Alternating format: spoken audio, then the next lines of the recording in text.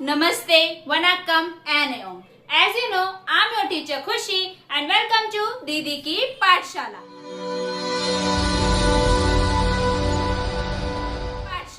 तो आज हम जो क्लास 10th का सोशल साइंस हिस्ट्री का चैप्टर 1 था, यूरोप में राष्ट्रवाद का उदय, उसके 3 पार्ट्स हम लोग कर चुके हैं ऑलरेडी। ठीक है, अब मैं आपके लिए 4th यानी कि फाइनल पार्ट लेकर आई हूँ, जिसमें हम बचा हुआ जो टॉपिक्स है बचे हुए उनको कवर करने वाले हैं। तो ज्यादा टॉपिक्स बचे नहीं है, 10 या 15 मिनट में आपके टॉपिक खत्म हो जाएंगे। ठीक है, लेकिन अगर आप चैनल पर नए हैं, पहली बार चैनल पर आए हैं, तो पहली बात तो क्लास 10 की प्लेलिस्ट बनी हुई है, तो आप बाकी वीडियोस वहां पर जाकर देख सकते हैं, जिसमें मैंने सिविक्स का चैप्टर 1 भी कराया हुआ है और हिस्ट्री के चैप्टर 1 के 3 वीडियोस उसमें अवेलेबल हैं। और आपको क्या करना है, आपको चैनल को सब्सक्राइब करना है, वीडियो को लाइक करना है और अपने फ्रेंड्स तक इस वीडियो को शेयर करना है।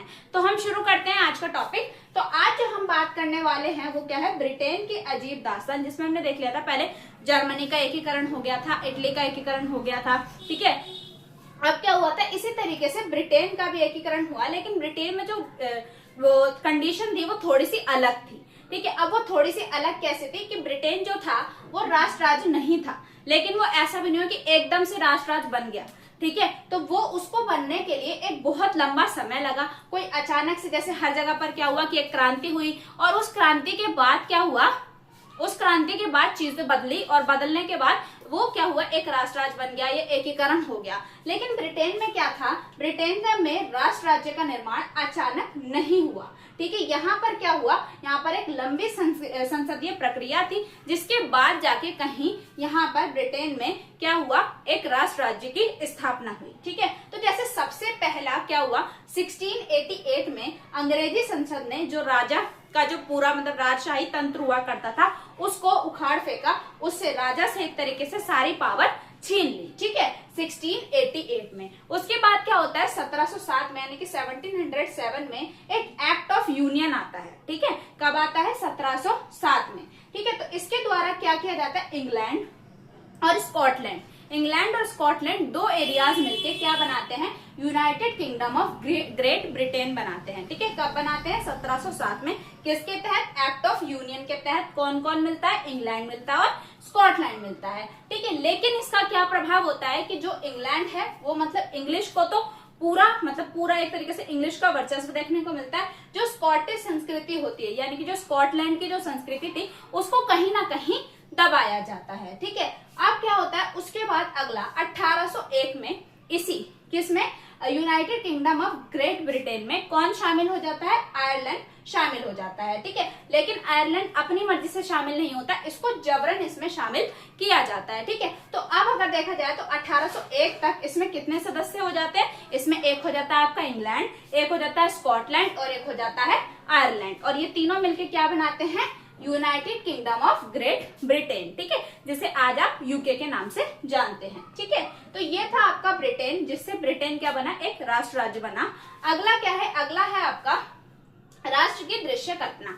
जैसे कि आपको भी पता है कि जब हमारे देश में स्वतंत्रता संग्राम चल रहा था, तो हमने भी क्या करा था, एक स्त्री को भारत माता के रूप में दिखाया था, है ना, जो जंजीरों में बंधी हुई थी, बेड़िया बंधी हुई थी, उसको स्वतंत्र कराने के लिए हम काम कर रहे थे। इसके अलावा भी हमने अपनी स्वतंत्रता के काफी प्रतीक बनाए थे, जैसे हमने तिरंगा अपना लॉन्च किया था कि भाई ये अब हमारे देश को रिप्रेजेंट करेगा, है ना, और भी बहुत सारी चीजें थी। ठीक है, तो उसी तरीके से जब भी कहीं क्रांति या संघर्ष होता है तो कुछ प्रतीकों को अपनाया जाता है, कुछ चिन्हों को अपनाया जाता है। ठीक है, तो जो राष्ट्र को एक तरीके से राष्ट्र को का दृश्य प्रस्तुत करते हैं। ठीक है, मतलब अगर आप कल्पना करें तो वो उस तरीके से दिखे। ठीक है, तो जैसे क्या हुआ, मैंने आपको रोमानीवाद में भी ये चीजें बताई थी। तो क्या हुआ, कलाकारों ने राष्ट्र को मानवीय रूप देना शुरू किया। ठीक है, यानी राष्ट्र को एक तरीके से मानव की तरह दिखाना शुरू किया कि ये मानव है, इसकी फीलिंग्स हैं, इसको भी दर्द होता है, हमें इसके लिए काम करना है। जैसे कि मैंने आपको भारत माता के बारे में बताया कि वो जंजीरों में बंधी हुई थी, जकड़ी हुई एक लेडी को दिखाया जाता है। ठीक है, और आज भी हम भारत को एक भारत माता के मतलब एक फीमेल के प्रतीक के रूप में ही देखते हैं। ठीक है, अपनी माता हम इसको कहते हैं। तो इसकी तरह क्या मानवीय रूप देना शुरू किया, जिसे रूपक कहा जाता है। ठीक है, अब क्या होता था, राष्ट्र को अक्सर किसके रूप में चित्रित किया जाता था, महिला के रूप में चित्रित किया जाता था। जैसे कि सबसे पहले यहाँ पर मारियान का नाम आता है। मारियान ये कौन थी? ये फ्रांस का महिला रूपक था, मतलब फ्रांस को एक महिला के रूप में जिसे दिखाया गया था, जिस लेडी के रूप में दिखाया गया था, उसका नाम था मारियान। ठीक है, जैसे हम भारत माता बोलते हैं वैसे ही फ्रांस को जिस महिला के रूप में दिखाया गया था उसका नाम मारियान था। और ये जो मारियान थी वो किसका प्रतीक थी? वो स्वतंत्रता और गणतंत्र का प्रतीक थी। ठीक है, वो स्वतंत्रता को और गणतंत्र को रिप्रेजेंट करती थी। और अगर हम बात करें तो ये लाल टोपी पहनती थी, इसके हाथ में तिरंगा था और सर पर कलगी थी। ठीक है, इस महिला के ये इस तरीके से दिखाया गया था फ्रांस को। इसके अलावा अगला है जर्मेनिया। जर्मेनिया जैसे आपको नाम से ही थोड़ा सा आइडिया हो जाएगा कि जर्मेनिया है तो ये कहीं ना कहीं जर्मन का रूपक है। ठीक है, तो जो महिला रूपक किसका था? जर्मन का, उसका नाम था जर्मेनिया। ठीक है, और ये जो जर्मेनिया थी इसने क्या कर पहना हुआ था? अपने सर पर एक मुकुट पहना हुआ था और वो मुकुट जो था वो बलूत के पत्तों से बना हुआ था। बलूत यानी कि ओक। ठीक है, ओक लीव से वो मुकुट बना हुआ था इसका। और जो ये इसका मुकुट था, जो इसका क्राउन था, वो किसको दिखाता था? तो बलूत के पत्ते जो हैं वो वीरता को दिखाते हैं, ब्रेवरी को दिखाते हैं। तो एक तरीके से उसके सर पर ये बलूत के पत्तों का मुकुट होने का मतलब है ब्रेवरी को वो रिप्रेजेंट कर रही थी। कौन? जर्मेनिया। ठीक है, तो एक थी मारियान जो फ्रांस की थी और वो स्वतंत्रता और गणतंत्र को दिखाती थी। एक थी जर्मेनिया जो जर्मनी को दिखाती थी और उसके सर पर बलूत के पत्तों का मुकुट था। ठीक है, अब बात करते हैं अगला टॉपिक है आपका क्या?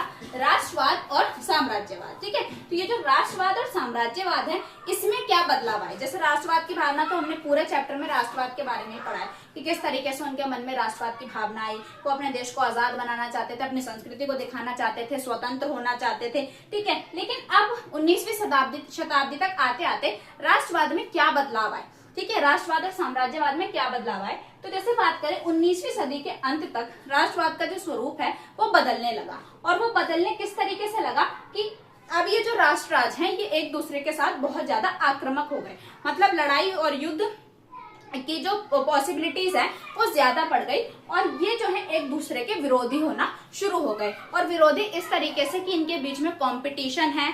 ठीक है, और कभी भी युद्ध हो रहा है इनके बीच में आपस में। ठीक है, तो ये क्या है 19वीं शताब्दी में राष्ट्रवाद का कुछ इस तरीके से राष्ट्रवाद के स्वरूप में बदलाव आता है। जैसे कि सबसे पहला एग्जाम्पल यहाँ पे आपको बाल्कन संकट का दिया गया। जैसे जो बाल्कन क्षेत्र था, अगर देखा जाए तो ये क्या है? बाल्कन एक ऐसा भौगोलिक और जातीय क्षेत्र था जो आज जिसे क्या बोला जाता है, जिसमें आज कौन कौन शामिल है? रोमानिया, बुल्गारिया, ग्रीस और भी काफी एरियाज इसके अंदर शामिल हैं जो ऑटोमन साम्राज्य के नियंत्रण में उस वक्त हुआ करते थे। ठीक है, तो ये बाल्कन क्षेत्र किसके कंट्रोल में होता था? ऑटोमन साम्राज्य के। ठीक है, उसके बाद अगर देखा जाए तो क्या हुआ? धीरे धीरे ये जो ऑटोमन साम्राज्य है वो क्या होने लगा? वो कमजोर पड़ना शुरू हो गया। ठीक है, इसका फायदा क्या हुआ? जब ऑटोमन साम्राज्य कमजोर होने लगा तो जब भी कोई साम्राज्य कमजोर होने लगता है तो जो छोटे क्षेत्र होते हैं या जो छोटे राजा होते हैं, क्षेत्रीय मतलब जो लीडर्स होते हैं वो उभरना चालू हो जाते हैं। ठीक है, जैसे हमारे यहाँ पर भी हुआ था जब मुगल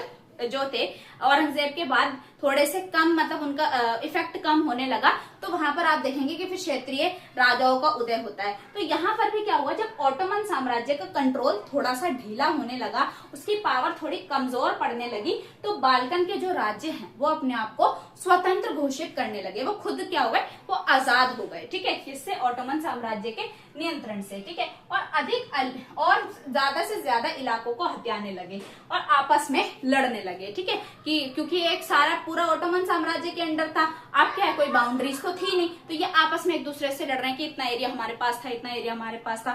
ठीक है, तो ये यहाँ पर होता है बाल्कन एरिया में, जैसे बाल्कन संकट के नाम से जाना जाता है। ठीक है, इसके बाद अगला क्या है? यही चीजें क्या है बाद में प्रथम विश्व युद्ध का कारण बनती हैं। कैसे? जैसे रूस, जर्मनी, इंग्लैंड और ऑस्ट्रिया हंगरी जैसी बड़ी शक्तियों ने बाल्कन पर अपना नियंत्रण जमाने की पूरी कोशिश करी। इन्हें लगा कि पहले भी ऑटोमन साम्राज्य के कंट्रोल में थे, अगर हम कोशिश करेंगे तो कहीं ये हमारे हिस्से में आ जाए या हम इन पर कंट्रोल कर सकते हैं। तो इन्हीं कोशिशों के वजह से क्या हुआ? इनमें आपसी दुश्मनी बढ़ गई। ठीक है, और आपसी दुश्मनी और प्रतिस्पर्धा बढ़ने की वजह से आप देखेंगे कि 1914 में क्या होता है? प्रथम विश्व युद्ध होता है। ठीक है, प्रथम विश्व युद्ध, फर्स्ट वर्ल्ड वॉर, जिसकी जो 1914 से लेकर 1918 तक चलता है। ठीक है, तो ये था आपका चैप्टर 1 जिसमें हमने बात करी थी यूरोप में राष्ट्रवाद का उदय।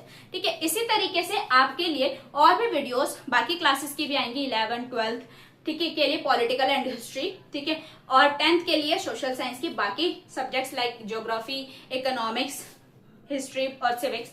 इसके अलावा 8th 9th के लिए भी मैं कंटेंट इस पे डाल रही हूँ, ठीक है। और साथ ही साथ आपको मैं ये भी बता दूं कि ये चैनल एक इन्फॉर्मेटिव चैनल भी है, तो जो भी एसएससी रेलवे से रिलेटेड, जो भी गवर्नमेंट जॉब से रिलेटेड इन्फॉर्मेशन है वो मैं आप तक इस चैनल पर शॉर्ट्स वीडियो के या लॉन्ग वीडियो के माध्यम से पहुंचाने की कोशिश करती हूँ, ठीक है। तो अगर आप चैनल पर नए हैं तो वीडियो को लाइक करें, शेयर करें और चैनल को सब्सक्राइब कर लें, और साथ ही साथ अपने फ्रेंड्स तक भी इस चैनल को पहुंचाएं। अभी के लिए थैंक यू, मिलते हैं नेक्स्ट वीडियो में।